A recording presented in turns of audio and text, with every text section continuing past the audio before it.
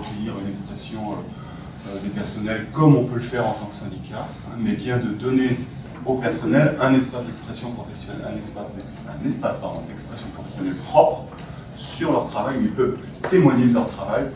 C'est ça notre seul souci. Ce qu'on recherche, c'est pas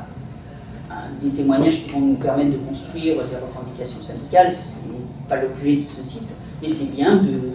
faire connaître ce qu'est le métier, ce que sont nos métiers, pas seulement le métier d'enseignant, ce que sont tous les métiers qui constituent l'éducation nationale, la recherche. Voilà, je pense que c'est quelque chose de très important pour qu'on puisse connaître ce qui se passe de manière invisible en fait dans notre quotidien, dans nos métiers,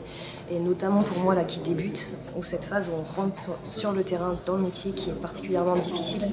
et où souvent, moi en tout cas c'était un sentiment de solitude en fait et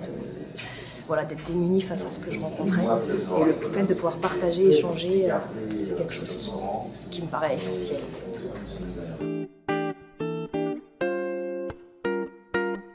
Dans l'éducation, on parle tout le temps de l'éducation, des réformes, des grands projets, mais est-ce qu'on parle assez de ce qui se passe dans une salle de classe, de ce qui se passe dans les couloirs, de ce qui se passe lorsque l'école est fermée, que tout un ensemble de personnes travaillent pour la faire fonctionner. Donc l'invisibilité, c'est aussi ce qu'on ne voit pas, ce à côté de quoi on passe, parce que nous pensons les choses trop théoriquement. Et j'ai lancé aussi un site qui s'appelle Raconter la vie pour cela. Et c'est pour cela que je suis très content de voir que ce que je conçois un peu comme un laboratoire, ce laboratoire fait des émules. Et notamment, je le vois avec le lancement de ce site Raconter le travail que vient de lancer le SGEN et auquel je souhaite bonne chance.